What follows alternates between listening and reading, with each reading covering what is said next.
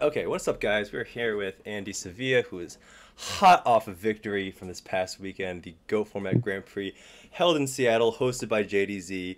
Welcome, Andy. Thanks for being on the channel. Do you want to quickly introduce yourself? Hey everyone, I'm Sevilla. People know me as one of the staff members and TOs of most of Keegan's like RBUTs, like E3 Yu-Gi-Oh's channel. I do my own content myself on my own channel at youtube.com at Sevilla TCG or Sevilla TCG stage if you like search it on YouTube. I would play a lot of retro Yu-Gi-Oh as like people have probably guessed, and yeah, I won Go Grand Prix Seattle this weekend. I was not expecting to win. I'm not going to lie. It was just an insane run overall. And how many people were in the tournament? I think it was like 80 or something? Yeah, originally we had 80 registered for the tournament, so it was a pretty big event Okay, but for at least Seattle. 64, and it was 7 rounds, right? Top 8 cut. Right, right. So like any time in a tournament when it's 64 to 128 people, so it's always 7 rounds. Yeah. And then when you get to 129, it goes to 8, and then it scales after that. I think the max you can do is 10 rounds, but it was a long time just playing Yu-Gi-Oh in that venue. Yeah, for sure. And that venue was hot as fuck because the air ventilation was so trash in there. But I was gonna say, have you played in an in-person Go Format Grand Prix before? No, this was my first premier paper event ever for Damn. any of the retro formats. Damn, So it first. was definitely. That's crazy. Yeah. Yeah, so I won my very first one. It was just it was crazy. The only other like premiere event I had like played in beforehand was like RBT 5 Mm. a couple of years ago, and I made top 64 in that. I didn't make top 8, but I did like make top 64 with Light Sworn. And then I became staff on Keegan's Discord, and I've just been playing like a lot of Edison since. Very cool. And these days, you play more Goat or more Edison? Definitely more Edison. Like I only kind of came to the Go Grand Prix to support JDZ because he's like, my boy. Like I Yeah, yeah, love that guy to death, yeah, and he's like super homie. yeah. Great guy. He's trying to do his best to push his favorite format, and I really respect it. So I was just like, yeah, like I'll come through. Yeah, actually, JDZ was the first person in Seattle that I met who played Yu-Gi-Oh when I started playing here a couple years ago. And yeah, back then Goat Format was a little bit stronger. And then we've all watched in this last year as Edison's kind of like taken over and dominated, and all the locals have started killing Goat. And it's unfortunate, but still just a really, testament to the great event that he was able to put on this past weekend, right? Even though Goat's been dying. So cool, cool, cool. Let's get in. No, Oh, go ahead. no, the event was a blast. Like JDZ like knows how to throw an event. Like the prize support was insane. The event was super good. Like everyone I played against was like super nice and friendly. Like I didn't have a bad experience like versus any of my opponents all weekend. And it was really nice to just sit down with a bunch of like people who just respected each other and just played the game. Like we were just like goofing off and talking the whole time through. And like I really don't get that in modern Yu-Gi-Oh anymore. It feels like Mm. so it feels so less like so much less pressure in the environment for like Goat or Artisan than it is for like That's so playing true. Fiendsmith right now in modern. Yeah, yeah, that's so true. All of my opponents were very healthy, no toxic people, nice banter, nice chatting back and forth, made some friends, and we had people coming down from Canada, Vancouver, up from obviously like Oregon, Portland area or whatever. Um, yeah, super awesome event. Really quickly, Yeah, I what? came from Olympia, so like that's where I live. Right, right. What was surprising again? Could you let us know what you won for winning? Yeah, I won obviously I won the Needleworm, which is Go. the Tournament Pack 3 Ultra Needleworm. I won a like one of one custom pyramid mat that's like in the style of a Spellground that only me and Sea Spare have from the event, which is super cool. I Yeah. also got the top 8 mat. I got a deck box that has uh it has like scapegoat the blue scapegoat face on it, and the box opens and it's thousand strict along the art side of the artwork, which is super cool. Yeah, yeah, yeah. I Honestly, also got this backpack that's back here, this gamer backpack that JDZ got, and oh damn. a Samsung Galaxy A9 Plus tablet, like the new model from the last year, and Damn, an these are invite actually way to more pricing Worlds. than I thought they was gonna be. I thought it was just a needle. Yeah, no, I thought it was just a needleworm. pricing was insane. Yeah. Oh, I also got these decked out Book of Moon sleeves that for the pricing as Oh, well. those are So tight. Those are tight. Those are tight. Dude, the needleworm mat is way cleaner than I thought it could look like, if someone described it to me, I'm like, it actually looks really good.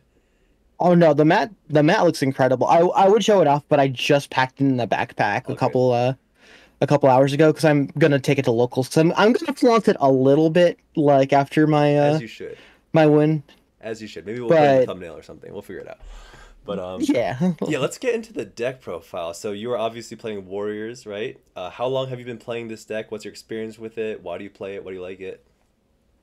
So I actually haven't been playing Warriors for a long time, Oh, but I've been playing Quick Draw for a long time in Edison. okay. And Warriors feels a lot like Quick Draw, where it's just like it's a lot of like one for one removal. Yes. It's a lot of just like toolboxing the cards you really need. And it felt like a deck I was comfortable with. So for like over the month, I've decided I knew I was gonna play Warriors for this event. Hmm. And at my local shop, Gabby's Olympic Cards and Comics here in Olympia, we've been running good every Wednesday.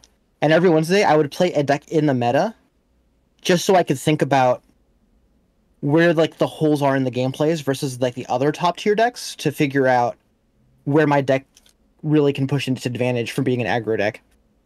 So like I played like Chaos Turbo, Chaos Warrior Turbo, like Earth Beat. So I played a bunch of like the different decks that I expected to see at the event. Mm-hmm. The only one I didn't play was Reasoning Gate, That's and funny. those were my two losses in Swiss. Those are the two Reasoning Gate players that I played in the semis and I played in the finals. Yeah, it's so funny. I was talking to JDZ, and like, if you followed his content, he's like historically been a RGT Turbo hater, right? Historically, but I was talking Hmm. to him, and he's like, I've kind of been changing my perspective. I kind of think it's good for the format, keeps people on their toes, makes you, prepare your sideboard for playing against it. And like, lo and behold, you did play a couple in Swiss, right? And those are Right, right. Both ones I played in Swiss were the two I played in the actual like top eight because I lost to both of them in Swiss because my side deck was not tuned to play against Reasoning Gate Turbo and like I lost game three to both of them in our Swiss rounds. got it. And were both of them like standard reasoning gate? I think one was Steingate, right? Like with Cyber. Yeah, C Spear who played in the finals was on Steingate, but my other opponent was I'm sorry, I don't remember his name off the top of All my good. head, Yeah, yeah. but he was on the normal Reasoning Gate deck. But he would side out of Reason Gate and into Chaos Control, which is really cool. Like I did not expect that at all. Oh, interesting. That's super. So he took out like the Dimension Fusion package and put in Yeah, some like Thunder Dragons and like stuff. like yeah, like game two, I was getting hit by a Regeki break, and I'm just like, what is happening? I love that. I love that. Okay, cool. We can talk more about the matchups in a little bit and the siding strats and all that. But why don't you go over the main deck and the side deck for us? Yeah, so I knew for the event I wanted Zombira in the main. I know it's like a little bit of a contentious choice Hmm. for Warriors right I've been now, seeing. I've been seeing but it. I wanted to make sure I could kill exactly opposing Kaiku the Ghost Destroyers if I needed a hedge on BLS to like win games. Hmm. So some Zombira like really helps with that. It's also just sometimes a big guy in defense mode and attack mode where you can just like normal at 2100 and set up a bunch of back row behind it, and it's hard to contest. It will buy you like 2 or 3 turns where you just can assemble like what's important. Yeah, like honestly, when you're playing against warriors and you're bringing in Zambara, that's the strat. Like you're not supposed to attack with it because they're running Sakuretsus and battle traps. Like you could just sit on it, and then also if you side in Mobius, just wait till you have that to try to tribute it, right?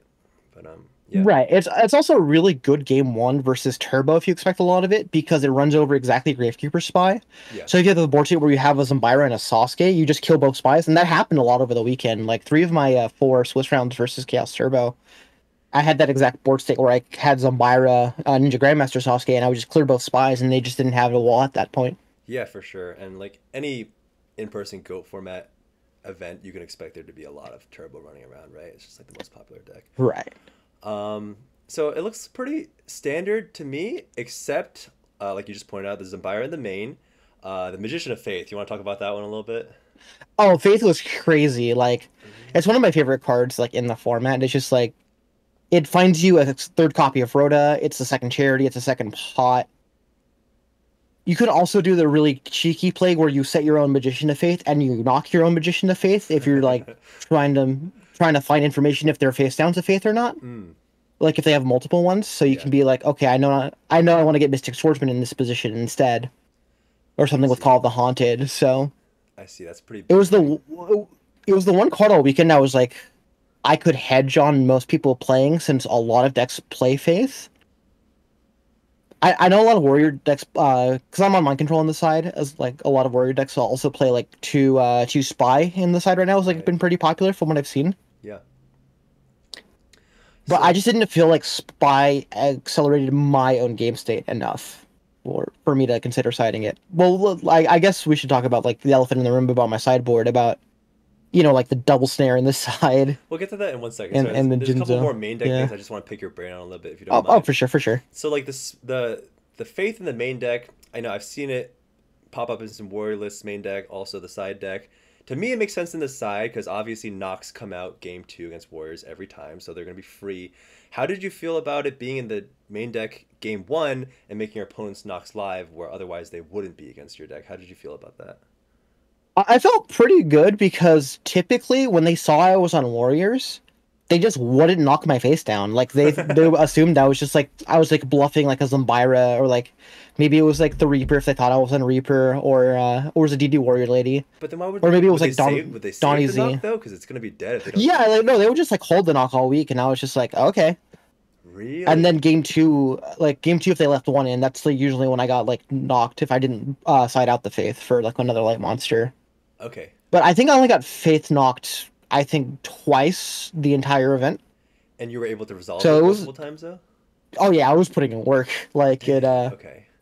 in my semifinals match, it got me Pot of Greed, which dug me into Jinzo, which the Jinzo pushed my advantage so hard that he couldn't respond to it because he had tied it into a bunch of traps and he just like bricked on like non-reason negate stuff at that point. I see. Okay, I think there's only two other cards I want to ask you about in the main deck. The rest looks pretty standard. Next one was Spirit Reaper. Let's talk about Spirit Reaper. How is that? Oh, Spirit River was great. Just like it's like the same theory as Zambira, where it's just like sometimes you just need a guy that just sticks around for a long time, so you can like put all your battle traps face down, find a solemn judgment to protect like all your plays.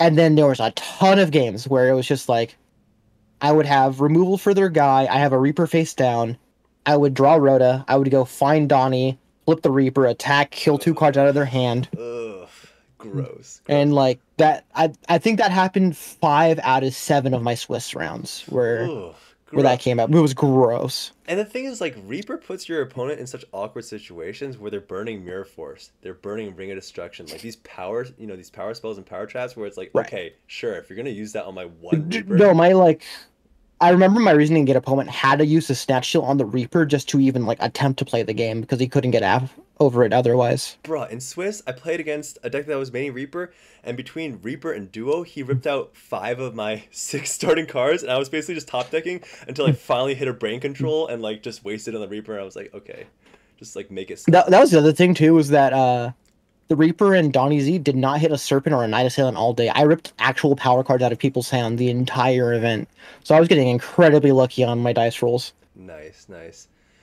The last thing I want to ask about in the main deck is the Jar of Greed. This is like a trend that started a while back with Chaos Turbo. Obviously, it's found its way into Edison today, where people are playing anywhere from like 1 to 6 draw traps. Yada Grassi Yeah, and it's Edison. crazy. How do you and the idea behind Jar in this kind of trap heavy deck is like you can set it and it fans out. It looks like you have a lot of back row, but one of them or maybe 2 of them are Jar. Can you talk about how Jar did in the tournament? Oh, Jar was insane in the tournament. As you can see, I'm also only on one trap does shoot, Yes, that's interesting. which is like so. My theory going into the event was that trap does shoot like at certain points of the game in paper. It has really, really like diminishing returns on like how good it is Yeah. over the course of a game.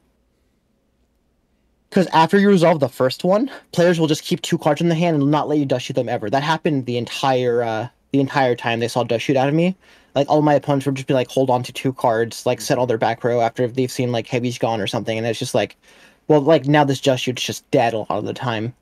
So I wanted a card that could bait back row, bait breaker normal, and just like help me dig into like extra cards. Hmm. It also made Blade Knight better overall since I had more cards I could set proactively into a Blade Knight to like get into 2K more often. Hmm. and setting double dust shoot doesn't really feel as good as setting like a dust shoot in a jar True, true. because I at least off a heavy I can go +2 if they only have one monster in hand instead of just going like neutral off of a heavy storm. True. That was like my theory behind it. True, true. Especially if they only have one monster, then you only hit one with the dust shoot. Interesting, interesting. I don't play this deck, so obviously I don't know what's optimal and what's not, but I see your logic where like I think if you're playing Dust Shoot, you either want three to guarantee that you see it very early on and get that advantage early on, or just play one so that you're not having these double situations and dead drawing it in game states where it's more um, simplified or whatever. But Right. That was just my theory for like going into the event specifically, because I thought it was going to be a lot of Chaos Turbo at like our GGP, and not for like how I would probably play this run of the spec. I would probably play two Dust Shoot in the main and just like shave down to one Jar of Greed if I played the deck again. I see. But the one Dust Shoot was fine all weekend. Yeah, another thing you could do that I would have expected to see is maybe just have some in the side for when you're going first to kind of bring them in on when you're on the play. But let's transition to talking about the side. You want to just go from top to bottom and kind of explain your choices? Yeah, so the second faith was just like, yeah, I see the side on Nox when they see I'm on Warriors, so I just like can bring in the second faith to Yeah. like help with tempo. The Cypher Soldier is there for the mirror match, obviously. Like, you need bodies to be able to clear their Zombira, their Ninja Grandmaster Sasuke, Hmm. like their Blade Knights. So it's a good into that. When Uh, when you play Cypher Soldier, Kinetic Soldier, are you often setting it or being more proactive with it? Can you kind of talk about that a little bit? it really depends on the board state. If there's not a lot of back row, I'll usually normal it. Hmm. But if they have like three cards face down and they have a Blade Knight face up, I'll just like, all right, I'll set the Cypher Soldier, I'll set Judgment, I'll set the other three cards, and I'll say go. Yeah, yeah, makes sense. So it's really dependent on like how the game state is at the time. Gotcha. I didn't play another warrior all weekend though, so it like never came in. Nice.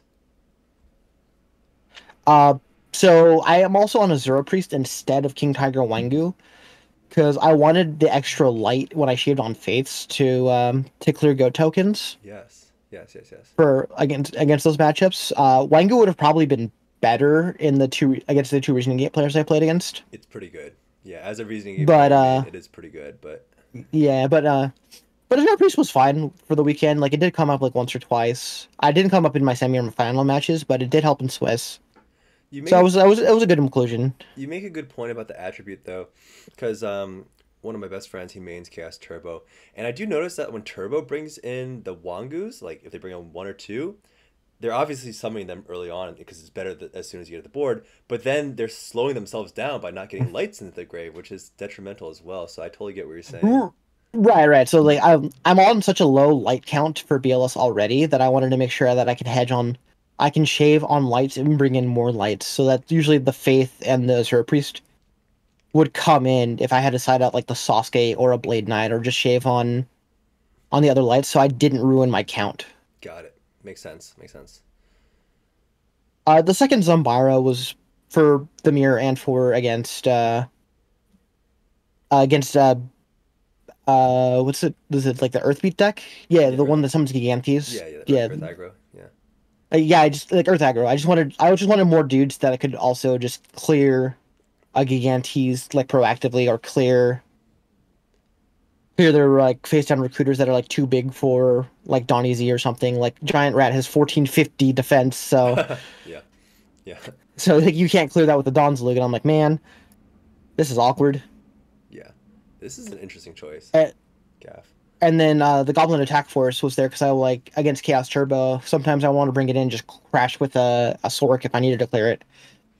Like I treated those cards in my sideboard as like more like one for one removal, like Smashing Ground or like Lightning Vortex, than I did like actual cards. But they were also warriors I could get off of Rhoda, so they were like Smashing Ground I could search off my search card, which is pretty good overall. Got it. So your extended toolbox, basically.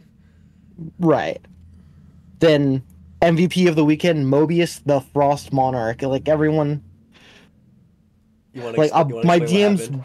You want to explain what happened? yeah, my DMs blew up after I made the play where Sea Spare has a face up decree. He monster gates into Cypher Soldier. He attacks me. I Book of Moon the Cypher Soldier.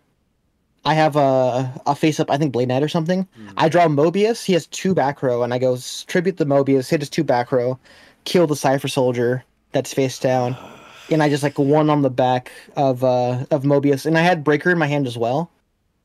So the next turn, I was able to go normal Breaker, kill his Decree, turn on my face down Judgment. He goes Brain Con, and I flip Judgment for game. So it's just like Oh, hold up, hold up, Mobius. hold up. You popped two other back row that weren't Decree, is what you're saying? Yeah, because I knew that he couldn't play through my Mobius if I killed if I killed the other two back row. I didn't want his back row to be live because Yeah. it was like a Mirror Force or a Trunchbull Tribute. Oh, big brain. Because at that point, if I have the biggest monster on the field and you have to answer it, there's no reason for me to. Okay, I'm so like how many back row did you have at the point? Because he has got three. He's three back row deep, right? I had three face downs myself. Okay, okay. So he One felt of them was the safe. Book of Moon too. Yeah.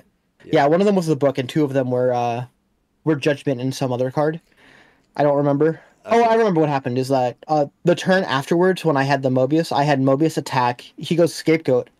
I normal Tribe Infecting Virus, and I go Tribe pitch my Swords of Revealing Light to clear the goats because he doesn't have any defense at that point. I see. Then next turn afterwards, I normal the Breaker. I kill the face down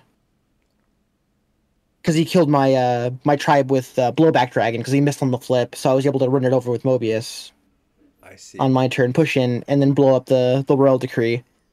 And now I have a Life Judgment face down, so like I'm in such a good board state of that position where I have Judgment plus my other back row where I don't think I am in a losing position ever at that point, game two. And It was a little gross, it was a little sacky, but it was and obviously people like are going crazy because you brought in Mobius against Reasoning Gate, right? Like, right. So three reasons why I did it is because I saw Rail Decree and Cypher Soldier out of him in our Swiss rounds when I lost to him. yeah, the intel. So I just wanted to give myself more non-warrior outs to Cypher Soldier and outs to Rail Decree. So I brought in the Double Snare, the Mobius, and the Jinzo game two because I knew what his hiding pattern was at that point. Yeah, as a fellow RGT player, the Cypher Soldiers got me thinking. I've thought about it in the past, but not recently. Did you see one or two, or do you know? I only saw one out of him, so I didn't know if he was on one or two. I see, I see. I'm assuming he might have been only been on one since you can just reasoning into it or like monster it into it, Right, but it's which is like also pretty so nice strong. because it's a normal summonable monster, and like, Right. and warriors will take out That's how I units lost our s- against them, right? So you could set it that effectively. yeah, that's how I lost our Swiss round is that he just normal the Cypher Soldier attacked me and then he limited the Cypher Soldier and I'm just like, oh god, it's a machine. He limiter. Oh, he's playing lim. Yeah. Okay, he was playing machine reasoning gate. Oh, Yeah, he was playing Machine Stein Gate. So he was playing like Blowback Dragon, the Fuselers, oh, machine the Cyber Steingate. Steins. Whoa, okay, okay. Normally I don't like regular Steingate that much, but machine Steingate is super based. That deck is actually Yeah, no, that deck was super cool. I promised you, Spare, that I was gonna play it at locals, like once I got all the cards for it. that deck is Because actually this deck mega was super based. cool. Yeah, yeah, yeah. No, but when I was at the top tables in Swiss, I saw a lot of his deck because I was like right next to him, just like watching like his gameplay, like while my own was going on.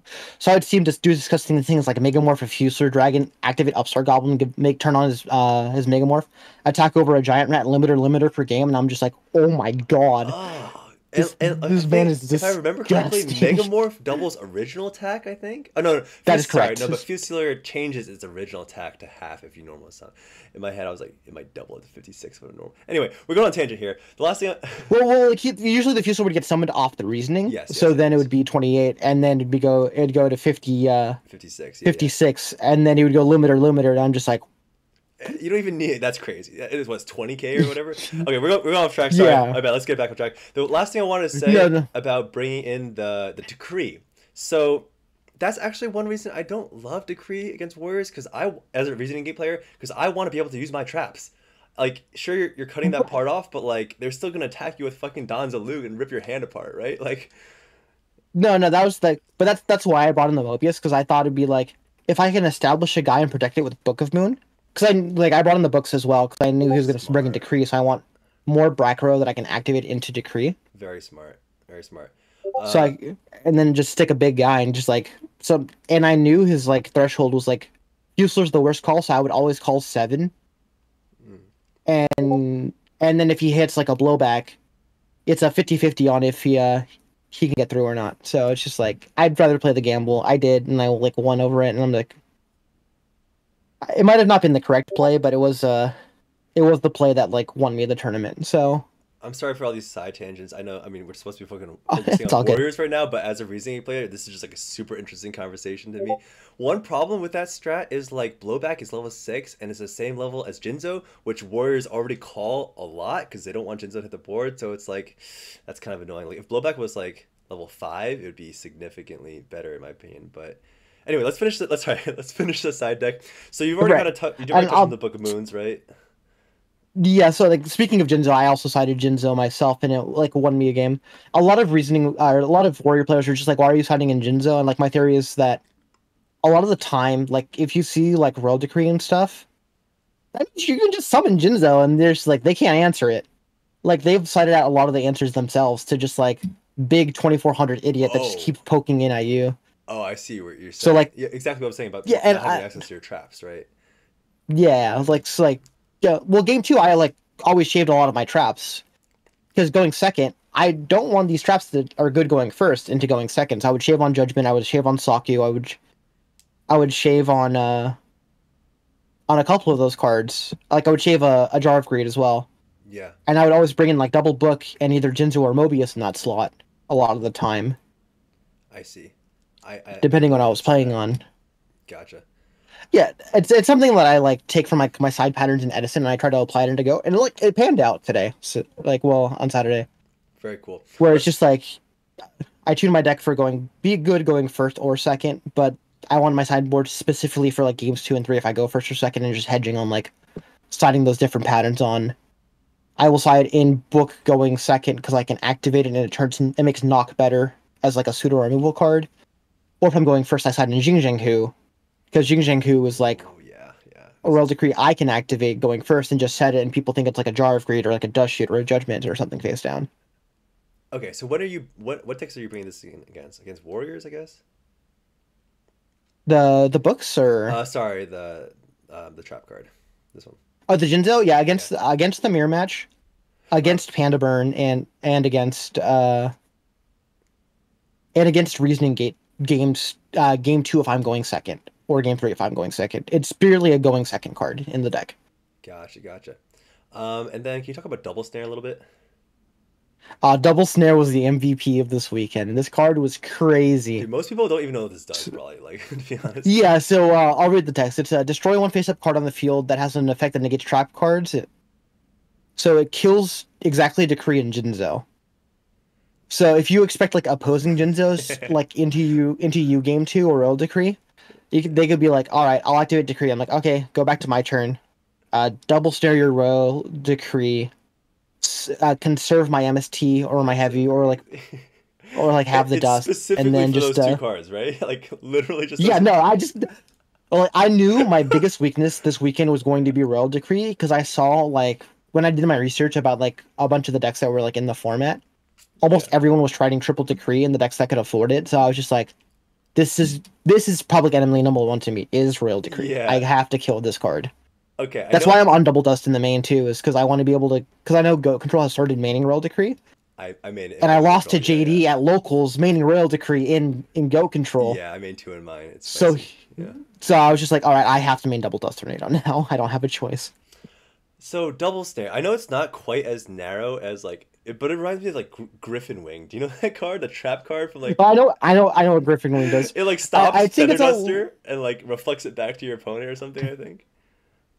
the other really cool thing about Double Snare is that it let me turn off my own Jinzo to like be like, okay, pop my Jinzo, What? Okay. and then turn on my trap cards to like activate Call of the Haunted, No, bring back you did- BLS, you and did like that in crazy the stuff like that. tournament? Yeah, I did that in one of the rounds. It was crazy. You popped your own Jinzo with double snare?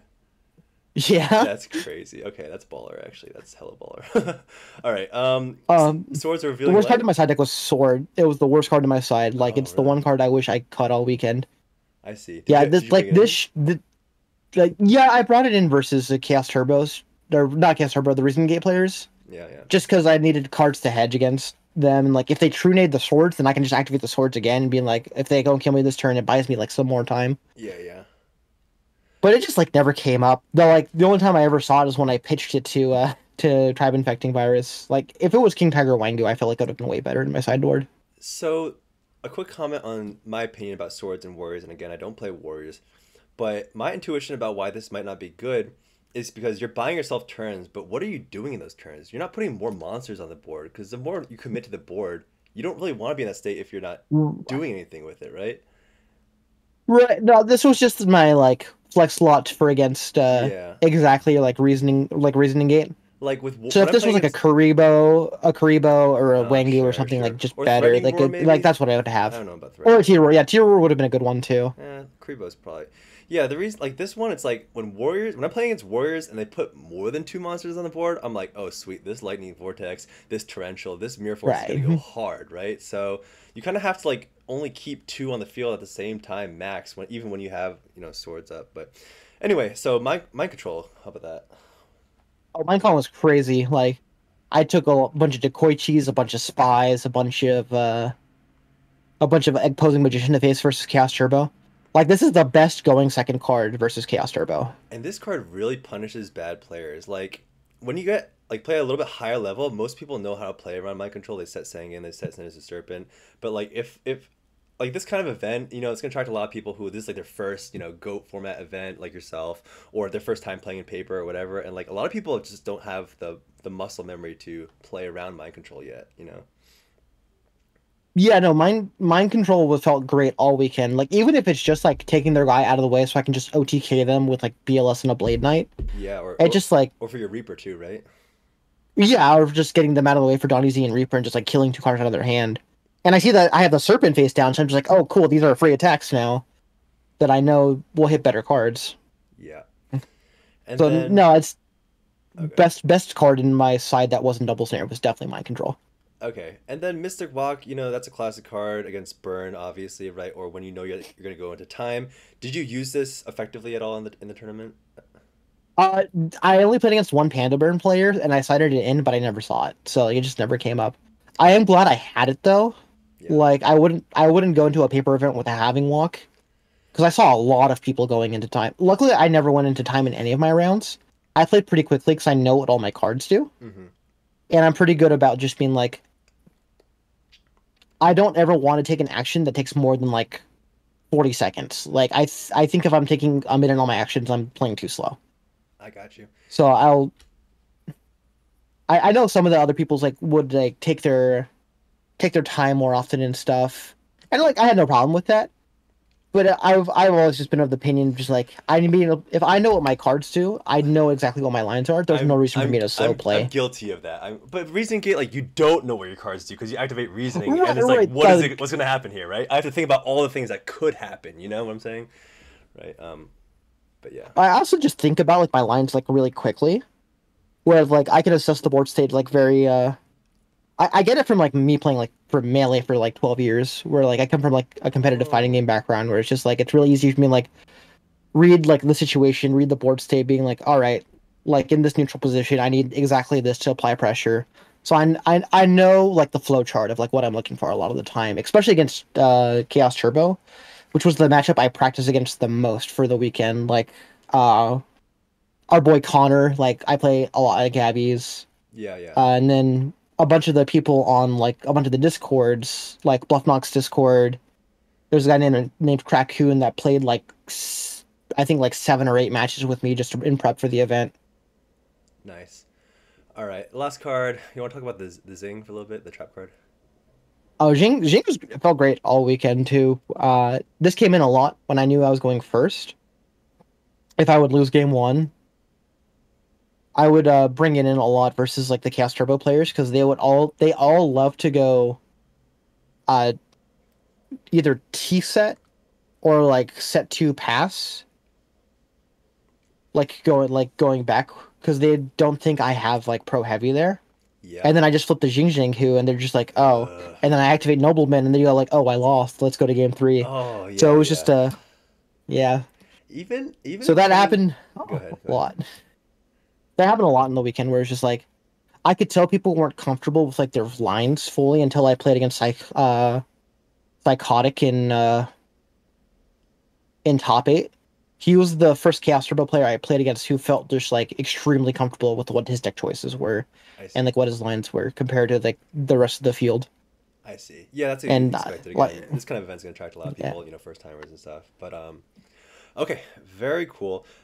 We should probably try to wrap this up a little bit. I think this. I have no idea how long we've been recording. It feels like at least like half an hour We've already. been yapping for a little bit because but we've been like going like often. but it's all been good. It's all been I thought good. also about stuff. Good chat, and like there's tons of people who love this kind of long form content. So, but I did want to ask you, if you had any like 101 or 201 tips and tricks for either aspiring warrior players or even people who've played the deck for a while and like maybe just don't think to do this kind of play. Do you have any sort of because I see people sometimes like setting warriors that I wouldn't normally expect to set. Like one time, I watched what's his name, LeBounty, like set a first turn exiled forest, and I was like, what the fuck? I would never do that. But anything like that, Yeah. Like sometimes just like bluffing what your cards are is like really important. There was a ton of times where I would set the Zombira to the dark face down. They'd like fear that I was like something important, and then they would set their own spy or something, and then I would flip up the Zombira and then normal the Grandmaster Sasuke. So just like it's a lot about when you play the second paper. It's a lot about like reading your opponent's intentions than it is like your own gameplay. Because I've learned like this is something else I've taken from fighting games is that sometimes the optimal play is not the correct play, which a lot of people just don't always like understand. or the correct play is not like the statistically optimal play. Is that what you're Like saying? the statistically optimal play is not always like the statistically optimal one. Right, So right. just like it's like this happened in the like in my future match versus Psychotic where he normals a breaker the magical warrior. I have Xing Jiang 2 and a mirror force face down, and I have a BLS in my hand. Uh-huh. I know in my position the only way I'm winning this game is if I stick this BLS to like answer a card or two, Hmm. and I do not value this mirror force very highly. My only light that I have access to is the Sasuke on the field. I have to let this breaker swing in and hit the Sasuke to put it in the graveyard. And go +1 by popping the mirror force afterwards. Yeah, so like I have to let him get the +1 there to put myself in an advantage situation later on to like find a win. Because I had to read that he had another Chaos Monster in his hand. So if I answer the breaker with Mirror Force, he just drops the second Chaos Sorcerer and he banishes my Sasuke and I lose on the spot. I see that. Yeah, that's the kind of thinking ahead, chess Yeah. like player stuff that separates the good players and the bad players. To be honest, but yeah, Yeah, so like I know people like on the YouTube stream were just like freaking out about like me not mirror forcing there and like JDZ talked about it too with me and I'm just like that's like I had like a soul read that I knew there was going to be a second chaos monster there if I just did not answer it this way and just blank his battle phase. I had a similar situation where my opponent had a Don Zalug on board, and I had two card, and it was actually Moxie's in the side event, and I think I had two cards in my hand. One was like a Vortex, and one was I don't know. I think it was Dark Magician Chaos. But it was basically a situation where like I had to just I had to keep both in my hand and hope that he hits the wrong one because if I did another play, it was like guaranteed loss. But if I got lucky 50-50, Right. then I can come back and I can win that one. Right. So like a lot of this deck is just being like 50-50 on do they have it or not. Like Yeah. a lot of people like some people were just like why did you set all three back for there and stuff like against the Xperia in the finals and I was just like I have a judgment there and if he has both heavy and Right, Trunade then right, like right, right. whatever Right, like right, right. Those and situations like like you gotta at have it that or else you just lose, right? And I just get right I you just just you like this deck is an aggro deck at its core so applying pressure is the name of the game and you cannot apply pressure by playing too passively sometimes you just got to right, be a little reckless to get there. right, right. And sometimes it pays off like it did for you. Um, yeah, let's anything you want to talk about? Sorry, I've been asking all the questions. Is there anything that you wanted to talk No, about? no, I mean, it is your interview. No, like the event was great. Like it was nice to meet you and like chill with a bunch of like the homies in the group as well. It was a fantastic event. I just wish it wasn't so hot. Like the venue was it was brutal. Yeah, I'm sure I was JDC got applying that feedback deodorant from everyone. between every two rounds to not be statistics. I didn't want to like smell from how much we were all sweating. That's so fucking funny because like one of my friends, he carries around like an extra brand new stick of deodorant just like to give to people. Yeah, yeah. Yeah, Whenever, I don't want to get handed deodorant. yeah, whenever he goes to regionals, after he gets like a bad beat, like or someone just fucking smokes him, he just like he's petty as fuck and he just gives him a deodorant stick. But all right, super cool. Thanks so much for doing the interview. Any shout outs, any last minute shout outs you want to do before we wrap up? Shout outs to everyone at Gabby's Olympic Cards and Comics who believed in me. They were cheering me on the entire time. Like, honestly, the adrenaline of just all of them saying that, like, Darby or Connor Yeah, or yeah. Tyler That's the best. or like Wes or Toro, That's they're the all just like, best when you're you're gonna playing win in the person, event today. right? Yeah, that's like the kind of Yeah. energy that you just don't quite get when you play online. But yeah, very cool Shout outs to JDZ himself as well for putting on a phenomenal event. for sure. Like, shout outs to all the E3 Yu-Gi-Oh like Discord people and like the RBT Discord too who like cheered me on. Shout out to Bluff Knock and like his crew as well. They're all like all of them were just like blowing up my DMs constantly about like the future matches on stream and stuff that I won. Shout outs to you, Austin, for Oh, thanks, man. like talking to me and just being like super cool at the event as well. Like it was nice. It was nice meeting like a bunch of cooler people because I'm not originally from Washington, Me neither. Yeah, I agree with you. so it's nice to like meet some people who are like super cool and down to earth and just like enjoy playing Yu-Gi-Oh as much as we do. Exactly, exactly. Kudos to that. Congrats again on your win, and thanks for taking the time, Andy. Appreciate it. Yeah, thank you. If you guys want to find me, you can find me at youtube.com/@SevillaTCG again, and you can find me on Twitter at twitter.com/A86Sevilla. Like I post a lot of like when I making my own content and stuff there as well. And make sure you follow Austin's channel. Like Sounds good. he's a Appreciate it. super I'll cool put guy. all those links in the whatever you want me to put. I'll put in the Yeah, description so people can find you. All right. I appreciate it. Thanks.